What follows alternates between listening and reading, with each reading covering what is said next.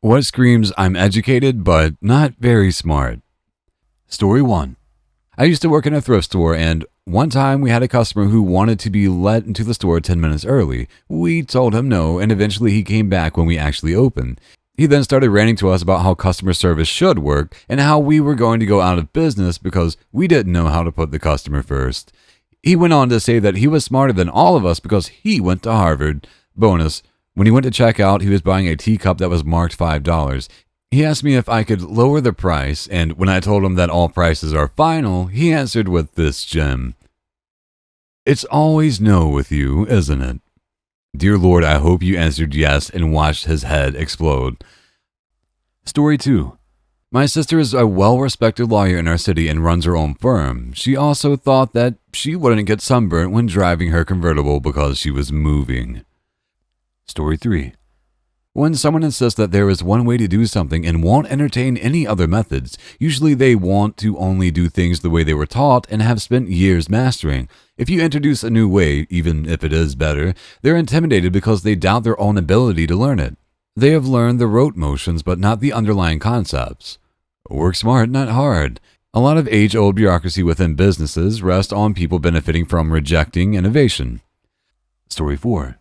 The college-educated stay-at-home mom who has an exciting business opportunity to tell you about that will allow you to work from home, set your own hours, and get as much out of your business as you put into it.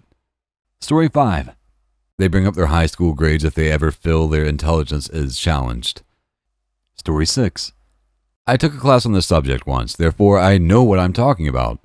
This is a good one. People who are educated and smart are more likely to know exactly how much they don't know. My psych professor told a joke about this. When you take intro into psychology, you learn you can psychoanalyze anybody.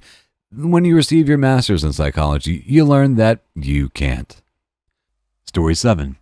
I work for a college. We had a lady come in and get all bitchy with us because we're legally not allowed to give her details of her child's account. FERPA laws. She started saying really shitty things about how we just don't care about anything except money or something. Yeah, I don't know. So when we still refuse to literally break the law for her, she goes, I don't need you all ganging up on me. I probably have more degrees than all of you combined. And she said she was a psychologist and thus understood privacy laws, but didn't understand that similar laws exist for education. She was a cunt. We laughed about that one for a while. Story 8. Arguing over pedantic details instead of discussing the actual topic. For example, when you're making an argument and the other person retorts by criticizing your grammar or your exact use of a word, not a gentle correction, but as evidence that your argument is not valid because you misused a word, they never end up discussing the real argument or thought. They're usually either A, trying to prove their intelligence by doubting their ability to really discuss the topic, or B, they're easily distracted by small mistakes. Either way, an intelligent person can hone in on the underlying meaning of what someone says without getting bogged down by unimportant details. Story 9. Being able to spout many facts, but being unable to follow basic logic. As I get older, I'm starting to worry I'm actually a dumb person who's been told that he's smart his whole life for this exact reason. You even being worried about that likely makes you more intelligent than a very large portion of people. Story 10. My neighbor told me he went to doctor school. That one still makes me pause. He probably just thinks you're retarded. Story 11. Teacher in the staff room telling her coworkers she had a tutor from infant school up until she finished her degree, and then went on to argue only capital cities can host the Olympics. Story 12. Oh, my friend's ex was exactly like that. She went something like this. My husband. You can have good grades and still be stupid. We were talking about college. Ex-friend. That's literally impossible. If you have good grades, it means you're smart, or you wouldn't get good grades. I have straight A's. I'm not stupid. 5 minutes later, ex-friend. Hey, I have to deliver a letter to the post office. Go over there right now. Me. But it's 6 a.m. on a Sunday. Ex-friend. So? Me. They're closed. Why don't you just put it in the mailbox? Ex-friend. There's a check in here to pay my bill. It's almost $150. I'm not putting it in a mailbox. Just go to the post office. And we went to the post office and watched her shock and awe that the doors were locked. She also asked if we had any stamps and got upset why none of us had spare stamps on us. Story 13. Demanding respect for having a degree. That is super obvious when you get a fresh graduate and mix him or her in with experienced coworkers without degrees. Extra points if the management and the graduate share an alma mater. Yes, you do have a degree. No, you did not fill this paperwork out correctly. Fix it and stop being a dick. Story 14. Buying the most expensive car you can afford directly after entering the workforce. Or house. Or really any big purchase when or if you're drowning in student debt. A smart person knows, I gotta pay this shit back, and wow, if I pay it back sooner than later, I save some money. A well-educated, not very smart person says, that will get paid back, but look at all this dough I'm making now. Time to let everyone else know. Story 15. Having a good job but still living paycheck to paycheck. Financing a new car every year. Going all out on holidays too frequently. Eating out every meal. Yeah, they were educated to get the great job, but not very smart to still be struggling with finances. Story 16.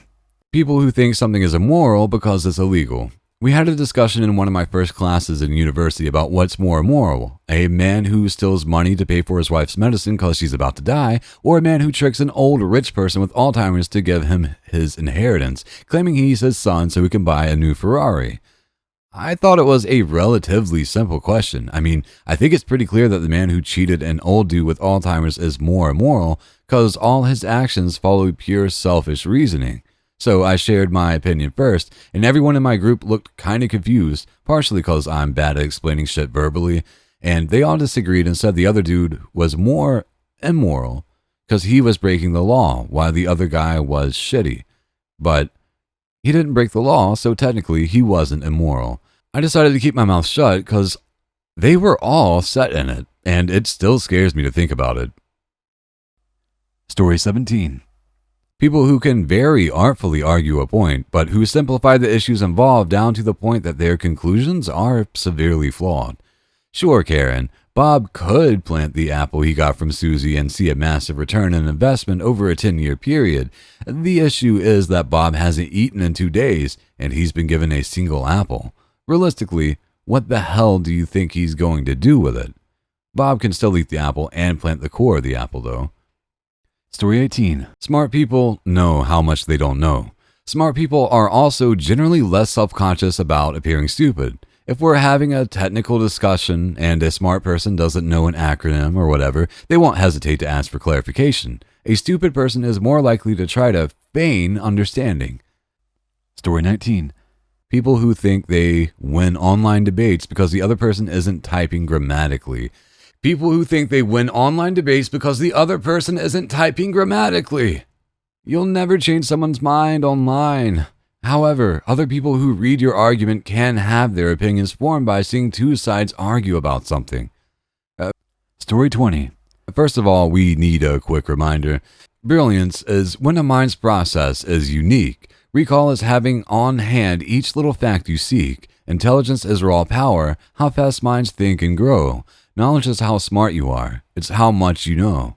Wit is the talent to use each creatively. Wisdom is to understand. You're still dumber than me. As such, at least to my mind, if a person has a large vocabulary, then they're smart. If they don't know how to use that vocabulary, though, then they're still pretty dumb. TLDR, smart people know a lot of stuff. Intelligent people can figure stuff out. Story 21. There's a lot of smart people that have problems once they get into university because they never took the time to develop decent study habits. They coasted through high school on intelligence alone, but hit a brick wall once they realized how much work uni requires. We sincerely appreciate you taking the time to watch our YouTube video. If you find our content helpful and enjoyable, please click the subscribe button to stay updated on any new videos we share in the future.